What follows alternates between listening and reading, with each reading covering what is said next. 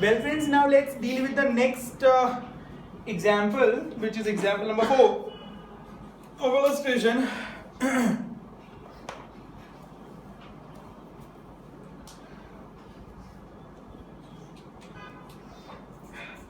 It goes this way. A dog having mass of 40 kg and a cat of 20 kg mass are standing on both the sides of roti at distance of 15 meter each. Figure is given the question, and I'm not going to draw everything but we are having dog over here, cat over here, and this is where we have roti. This is dog, cat and roti. There is no kapda or makan, but this is roti only. So dog having mass of 40 kg and cat of 20 kg mass are standing on both the sides of roti at distance 15 meter each. Both start to run at the same instant to each the roti in such a way that the center of mass of the system made up of the dog and the cat remains stationary. दोनों साला ऐसे रोटी की तरफ दौड़ते हैं कि centre of mass जो दोनों का है वो उसी जगह पे रहता है, कांस्टेंट. ठीक है, तो पहले तो सेंटर ऑफ मास है कहां पे वो ढूंढना पड़ेगा कि नहीं ढूंढना पड़ेगा.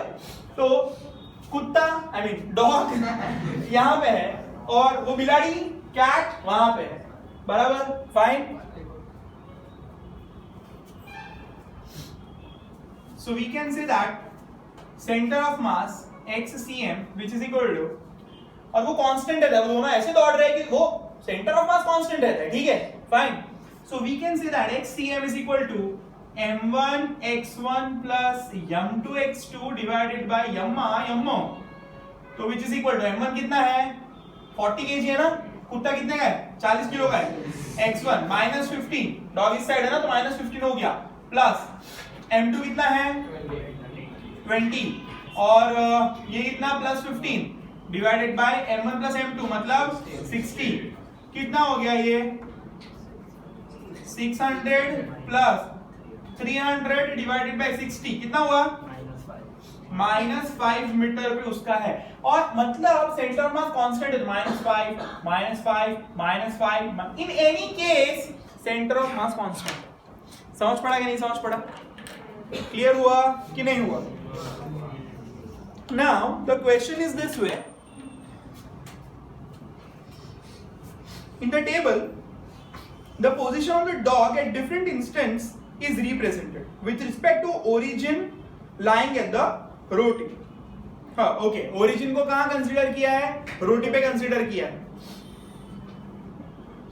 Calculate the position of cat, the velocities, momenta and the total momentum of both of them, which will reach the roti at first, dog or cat. Is the momentum conserved in this case? Why? So we're going to see many things over here. Let's see. See guys, ये table में this is filling the blank what we have. ये सारे blocks को अपन को fill up करना है. ठीक है, फाइन. बहुत सिंपल. इनिशियली दोनों अपने अपनी पोजीशन पे खड़े थे तो उनका वेलोसिटी कितना था 0 उनका वेलोसिटी कितना था 0 सो 0 वेलोसिटी था. अगर 0 वेलोसिटी है momentum is equal to m into v, तो 0 हो गया, टोटल मोमेंटम 0 हो गया. डन. क्लियर हुआ कि नहीं हुआ? ओके, चलो. ये होने के बाद लेट्स सी. अभी t equal to 2 second. 2 second के बाद यहां पे ध्यान दो ना, एवरीथिंग वी हैव. बंद कर दो, बुक्स बंद कर दो, सब लोग बुक्स बंद कर दो, झंझट ही नहीं साथ. चलो 0 से 2 सेकंड के बाद, तो 2 सेकंड में -15 से वो -12.5 आता है. मतलब उसने डिस्टेंस कितना ट्रैवल किया 2.5 जितना डिस्टेंस ट्रैवल किया. कितने टाइम में किया 0 से 2 सेकंड में किया. तो वेलोसिटी कितना हुआ distance divided by time, 2.5 divided by 2 1.25. Clear हुआ कि नहीं हुआ? पता चल रहा है कि नहीं चल रहा है? Clear. So we can say that velocity अगर मुझे ढूंढना है v1, so I will say that v1 is equal to d2 minus d1 upon t2 minus t1.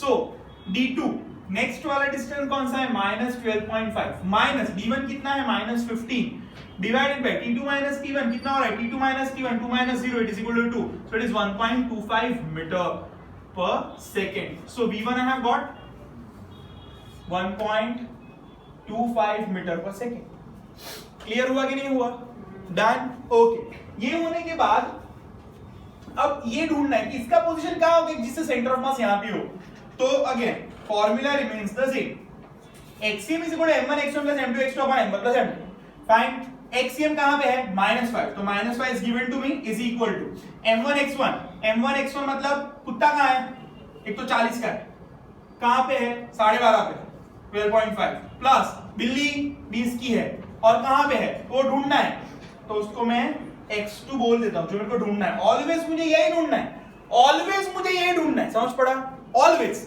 क्योंकि ये पोजीशंस दे दी है डिवाइडेड बाय कैपिटल M कितना है भाई मेरे को पता है 60 है तो 60 300 minus 300 will always be like minus 300 fine क्योंकि नीचे वाला 60 चेंज नहीं होने वाला है और यहाँ पे सेंटर ऑफ मास भी कांस्टेंट रह रहा है ऐसा क्वेश्चन में दे दिया है clear so -300 will always be like that तो ये क्या हो गया 40 क्या चेंज होगा सिर्फ ये 12.5 चेंज होगा -12.5 चेंज होगा प्लस 20 भी सेम रहेगा दूसरा क्या चेंज होगा x2 चेंज होगा समझ पड़ा कि नहीं समझ पड़ा क्लियर फाइन तो डायरेक्ट मैं x2 का फॉर्मूला बना भी सकता हूं फाइन पर ठीक है चलेगा ये कितना हो गया -50 यहां पे आएगा तो +50 हो जाएगा +50 और ये 250 और 20 नीचे जाएगा माइनस यहां पे जाएगा अच्छा हो गया फाइन 500 और 200 by 20 so that is equal to 200 by 20 ये 100 होगा ना 200 ये वाला 500 ये कितना होगा 500 हाँ ये ओके सॉरी 500 होगा -500 ये -300 होगा plus 20x2 so we have got x2 which is equal to ये यहाँ पे आएगा तो 200 बचा so 200 divided by 20 which is 10 metre तो x2 मेरे को 10 मीटर मिल गया तो x2 मेरा हो गया 10 मीटर बराबर फाइन जिससे सेंटर ऑफ मास मेरा ये आ गया समझ पड़ा ये क्लियर फाइन ये होने के बाद ओम